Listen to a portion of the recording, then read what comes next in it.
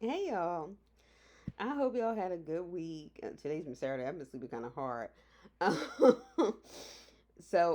here for another episode review of Harlem. Please be sure to subscribe to the channel, to like the video, um, especially if you're watching. I really appreciate it. Thank you to all of you who have. Um, before I start talking about Harlem, this week has been quite interesting. And the reason why I was so happy when I got those Beyonce tickets was because I was having a rough week. This week I was accused of teaching CRT, critical race theory, in my US history class, and a kid's parent removed him from my class in 11th grade. I teach American history. And I teach American history and inclusive version. Because there's a lot of fucking people who are included in American history who aren't just dead white presidents or just slave owners. And I make no apologies about that. So I don't know whether to be mad or feel like I made it. Because when people start accusing you of that, you must be doing something right. Anyway, Harlem. So this is review episodes 3 and 4. I don't know why they're doing the 2 episode thing. Maybe they feel like they can drag it out longer. But anyway, and the sis from the sidelines, that baby with the bathwater, and I'm just gonna give my take on it. I don't know if Harlem needs a season 2. I mean 3. I feel like Harlem as a idea, as a concept for a show is amazing. Like I said, I think the characters have good ideas, but they are poorly developed. I mean, they just lack depth, and the actors lack chemistry. And it's just every time you think like, yeah, okay, we going somewhere with this, we going somewhere with gentrification, we going somewhere with this, and dealing with the complexities of it, it stops. Anyway, so Megan Good and her boyfriend, who she was dating for years, who got engaged to somebody else, who now they back together. Anyway, she decides that their sex life is a little interesting. Because he's been with somebody else, and she's been with other people, and you know they're doing all these weird sex moves. You can tell they learn different stuff from different people, and that kind of can be like the hard part of getting back together with somebody. Anyway, she talks to her homegirls at brunch, um, and they encourage edibles because she doesn't want the smell of the weed or whatever, um, to loosen her up because she's always kind of tight according to them. Angie gives her this advice. She goes to weed work. You remember weed work and all the scandal behind that. Anyway, she goes there and gets it, and he's like, "See, that's why I buy local, cause see, I do it the old school way." And they mention, how black people are still locked up for this, which, like I said, there are so many good moments in here, talking about gentrification, talking about people who are still incarcerated, but it's like the chemistry of the show just is not there for something that kind of keeps you like, okay, these characters, and like, even though I didn't watch Insecure like that, the way people even were attached to their developing characters, it was something about it. Anyway, so they get these edibles, child. They get so high, they don't know whether they fucking or not, whether they falling asleep. The camera tilted, everything. But she decides to do this based on Angie's advice, and apparently, whatever, they get down so hard, her new ring pop out.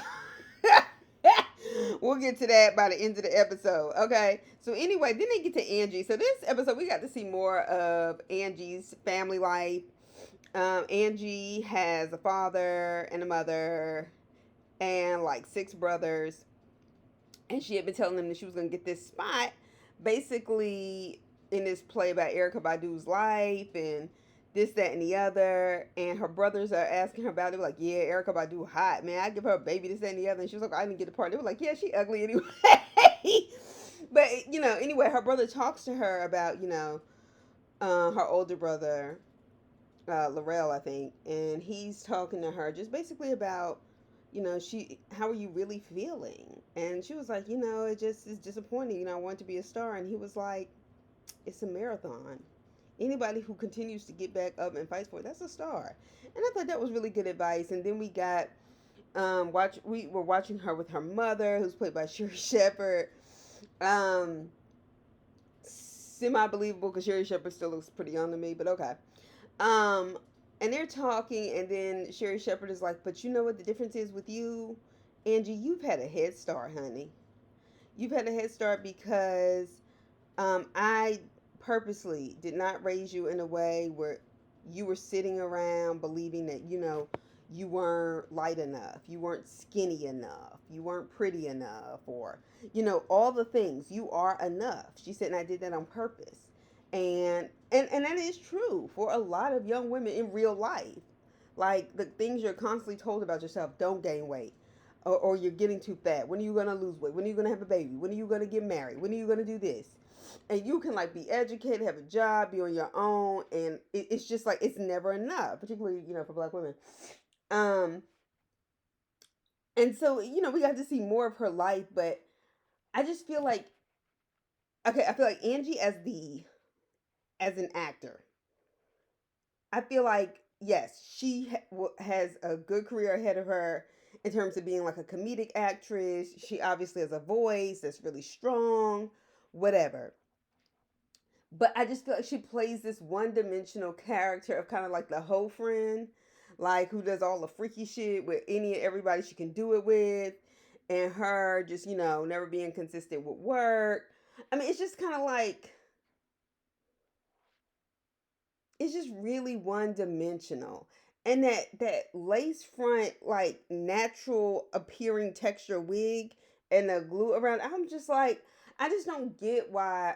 I feel like yes, things she does can be funny, but I also feel like, unfortunately, part of the joke, and this is my issue with the show, part of the joke is supposed to be that she's a big girl.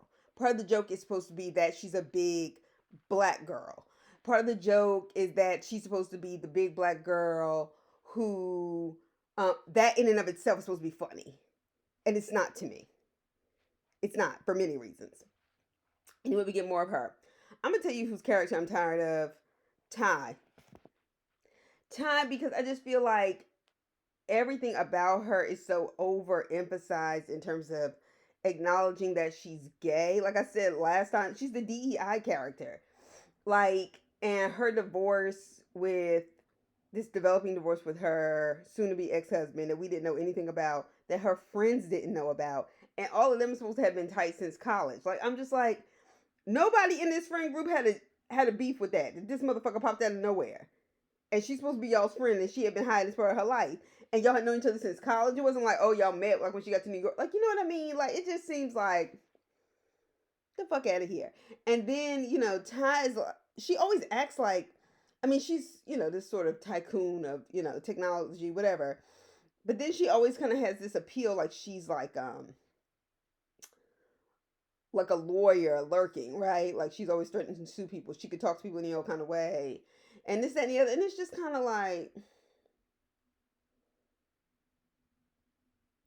she's either talking about sex or in this case talking about her divorce to a man. It's just, and her observing her lesbian friends and being bored with their life. It's just kind of like, it's a stretch for me.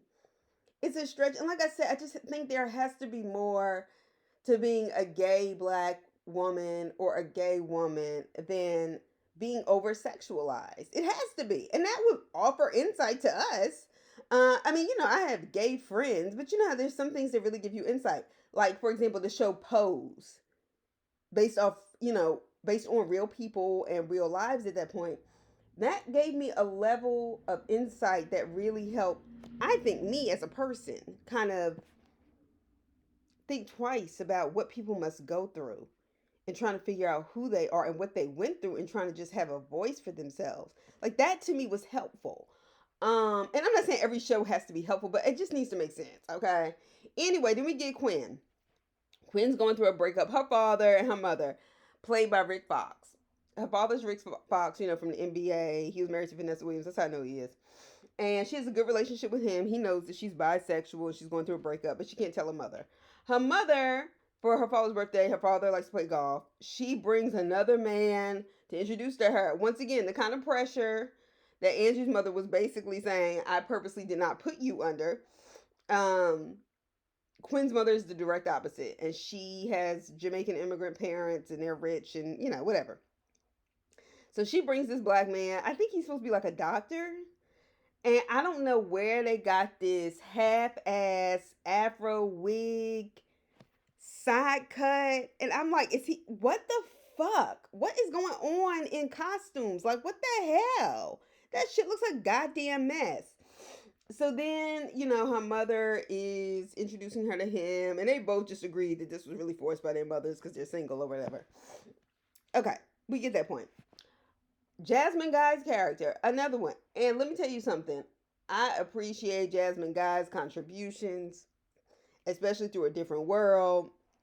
And just, her critiques of Hollywood in general and about the black characters. However, I'm not, once again, this is what I mean by the chemistry.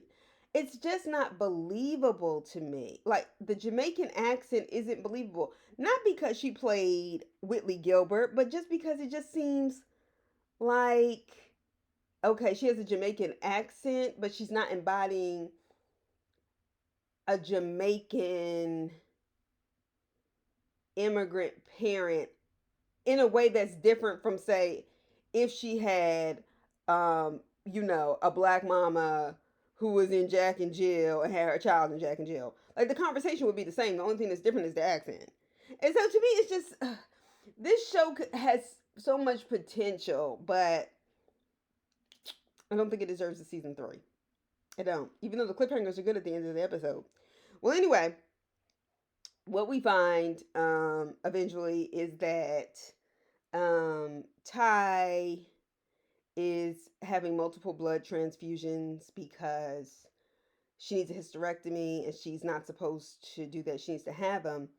But her and Megan Good both end up at the doctor together because she basically goes with Megan Good, Camille, and they go get checked out because she had dropped her NuvaRing. And what they find is that actually Megan Good, I knew something was up when they weren't showing the faces, but the doctor's reaction. Megan Good may not ever be able to have kids. She has a very low egg count. And she's in that weird space, right? Where she's in her 30s. I mean, even like me, like mid 30s, millennial, you have a job, but then your job is up in the air. You have a relationship that's developing, and then you're wondering, like, yeah, but is this the person I want to father my child? If anything happens, how am I going to take care of them? Whatever, whatever, whatever. And then Ty, on the other hand, who actually didn't think she could have kids, has an incredibly high egg count, and they're just saying, to freeze them as a just in case, because she's going to have the hysterectomy. And that's where the third episode ends. And then we get episode 4, Baby in the Bathwater. So this episode, Quinn finally gets what is supposed to be her big break. She gets the 73 questions from Vogue. Mira didn't actually ruin her opportunity individually. She said she was expecting that because her good friend Camille fucked up her wedding. But they were like, well, she was probably too busy suing Ian because Ian gets served papers, $68,000. And Megan Good was like, I mean, Camille was like, basically, I'd help you, boo, but I'm always on the phone with my student loan creditors. I feel you, girl. Anyway, but anyway, he gets served for that. And Quinn actually gets the opportunity, and she has one. They're trying on different dresses for when they come and visit her, and this is going to give her the exposure she wants in fashion. And the last dress, the one she actually wore, that was gorgeous. Oh my gosh, was it gorgeous? And I think she was supposed to wear it for the interview, but I think she was also wearing it to her parents' vow renewal. And they keep asking her rapid fire questions, and a lot of the questions at first are really asking her what makes her happy. And I think she's questioning that, and then she starts breaking down about her breakup. And the guy is like, look, we've done this before. Those were rapid fire questions, but they keep re-recording it. And by the end of the episode, she's not even able to like go to her parents' vow renewal because she's just sitting in the bathtub in her dress, like really depressed. And this is the second time like we've seen her in the episode where she's just like crying. Last time she was crying in Angie's lap. And the girl who can't find the woman who can't find love and doesn't know why and who's pretty. There's actually so many women like that. Um, and many, and I just say black women because it tends to be my friend group or whatever, who are like that and who feel like that. And that's one of the things I appreciate about the show because yeah, there are a lot of people who feel like that and then who feel that societal pressure to be married and can't understand what they're doing wrong. And I've felt that way many times. Just in terms of companionship and happiness. And so I don't like to sit here and act like, oh yeah, I have it together. I know my self-esteem is, yeah, I have days that are better than others. But I do think it's important to sometimes share how vulnerable, I've been and how that's made me feel because I know what it is.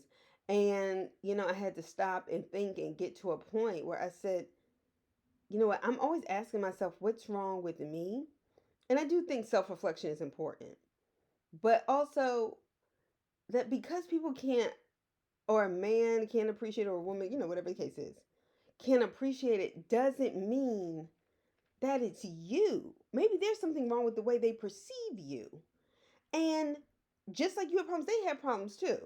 So it can't always be your fault. And you have to learn to just love who you are. And I know it sounds cliche because a lot of times people act like it's easier than it is. And I'm not saying it's easier than it is, but I do appreciate the vulnerability with that character.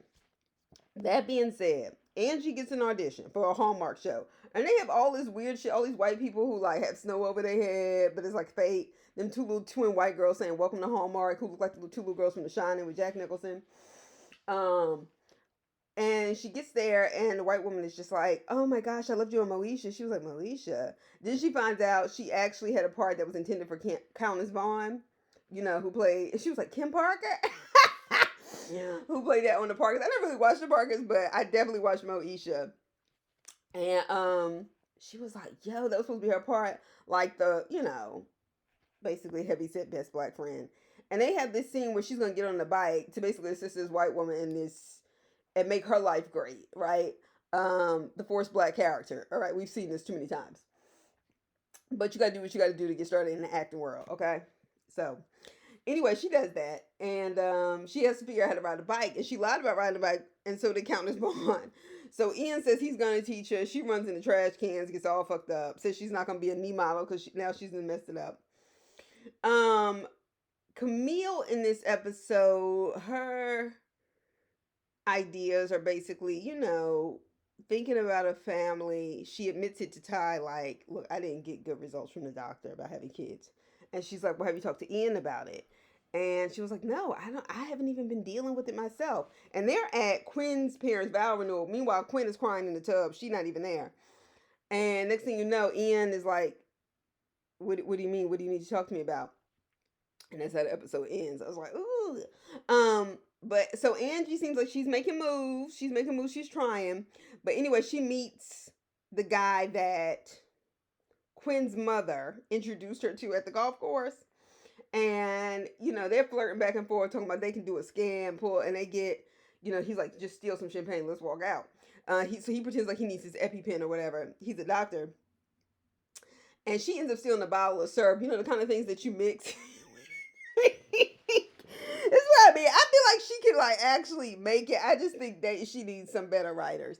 And she could be successful with other projects. I think all of them would be fine in other projects. I just think this project has potential, but it's not hitting. It's not hitting.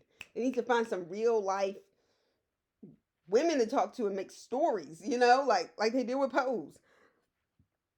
Okay, so anyway, Angie actually ends up leaving the party with him. Now, how this is going to affect her and Quinn's relationship, Quinn wasn't interested in him, but I guess it's still kind of like, but she doesn't know that. She wasn't there. So we'll see that next week since they playing with us, doling out episodes like this. Last time we got a whole season, but we watched it. So I guess they found out that we were going to watch it again. So anyway, be sure to like and subscribe, and I'll talk to y'all soon. Have a great weekend. Looking to Rihanna's Super Bowl performance. I don't even watch football. I just want to watch the halftime show. See y'all later. Bye.